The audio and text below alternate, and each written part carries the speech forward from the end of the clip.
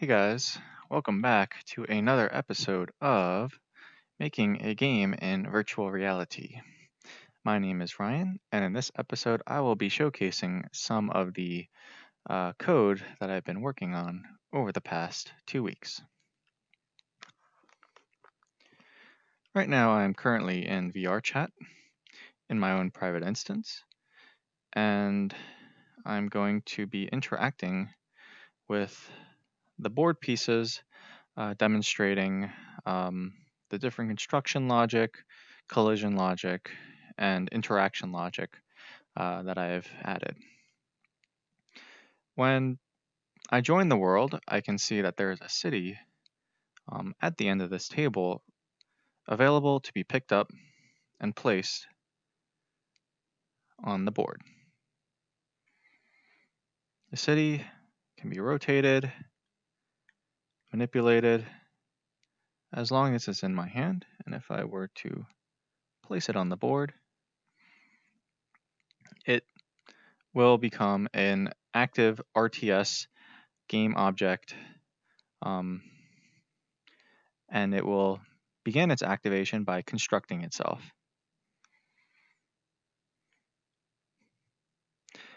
Upon completion of its construction, the color of the building will change to an active blue color, which is the color assigned to my player ID. Over here, we can see that upon completing the city, we do have several new building options available, which includes a tower, a blacksmith, and a wall pillar. I can pick up the tower the same way I picked up the city,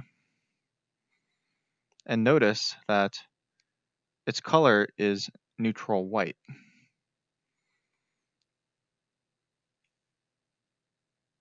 But upon placing the tower next to the city and waiting 8 seconds, the game board will detect that there is an neutral building placed on it, and it will begin construction after 8 seconds.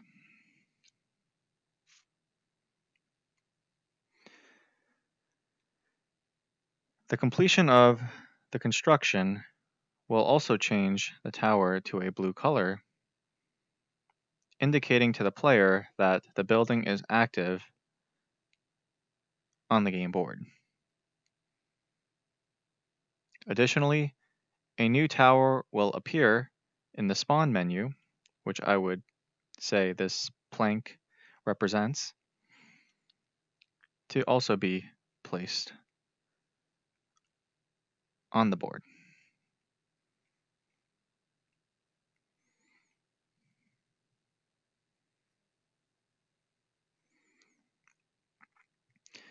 Over here, we have a blacksmith.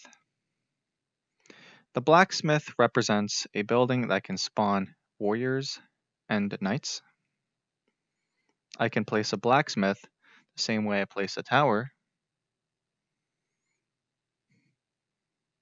nearby my city. The last building I have to show is the wall. The wall is a unique building because pillars can connect to one another upon interacting with the wall. Because my city is on the corner of the map, I would like to have one wall connect to a pillar over here, and I would like another wall connect to a pillar over here. And this way, I can have a fully enclosed area of my base with the walls that I have set up. So let's get 3 more wall pillars, and we can set that up.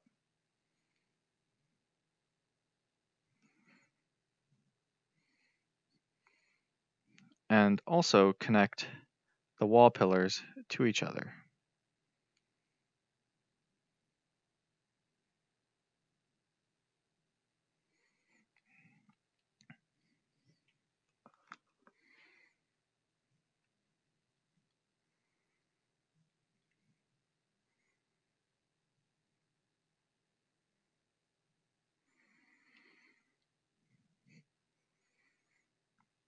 Now, while I'm setting up my base, I've noticed that my towers are not quite as close to the wall as I would have liked.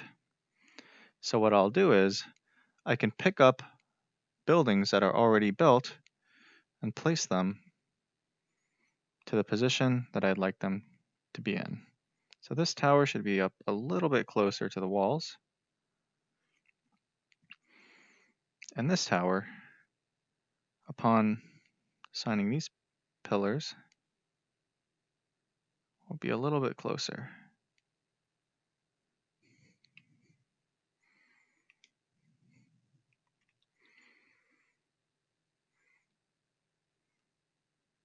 And I suppose I could just hold these two buildings and place them where I want them to, expanding my base and making it just a little bit more fortified.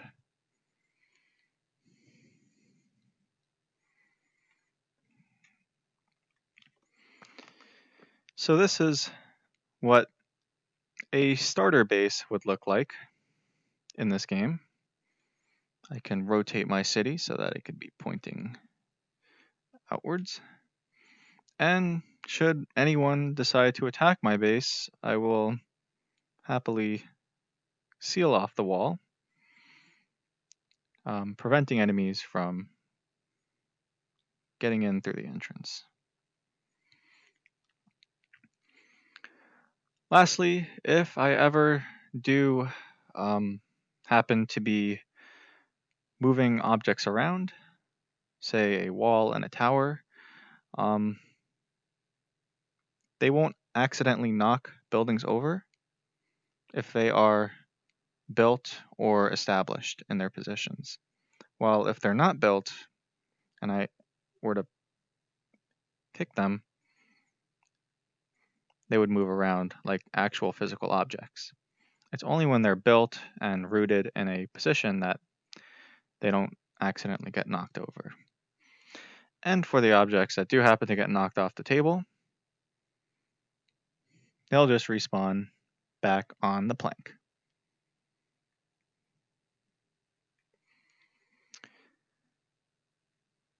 So this is essentially what I have done over the past 2 weeks. And I do have some more ideas in the works, but that'll appear in my next video. Some of the smaller tidbits of things that I've worked on is the fact that these buildings have colors assigned to them when they're built, and they become neutral when they're not built. There's territory logics in the work, which is denoted by this black sphere, where if a city was built, then an invisible sphere would appear around it, allowing buildings within the sphere to be built in a much quicker time or even instantly. So it'll be really cool to have a tower, and if I try and build them outside the city, maybe a tower will take 30 seconds to a minute to build. But if I place them in the city borders, they could potentially take 5 to 10 seconds, which is a cool idea of encouraging people to defend their base and avoid expanding out too much. Another thing that I've been working on and completed just a few days ago was the collision logic. How do my hands know when they are interacting with a building? Well, the normal thing to do in VRChat is to just assign a pickup component to all objects. The only issue with that is if I have, say, 15 buildings or even potentially 100 buildings, when I put my hand over the buildings, it will continuously fire the pickup haptic feedback on my controller because it will detect there are many buildings around to pick up, which, from personal experience, wasn't good computer interaction with the game. What I've done instead is I've attached colliders on my hands that detect when they bump into a building mesh. And only when my hands are interacting and colliding with a building mesh am I able to actually pick it up.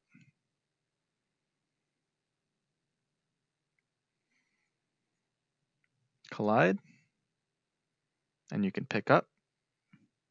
Collide, and you can pick up. As long as one of my hands are colliding, it's pick upable. And in this way, it really feels engaging and interacting to actually feel like I'm actually picking up and moving the objects.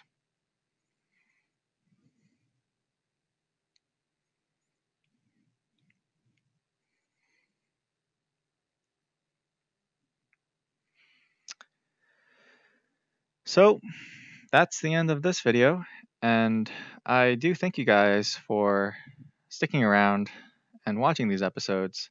I'm really excited to see where things will go in the future, and this is my sort of personal documentary on what it's really like to build something from the ground up.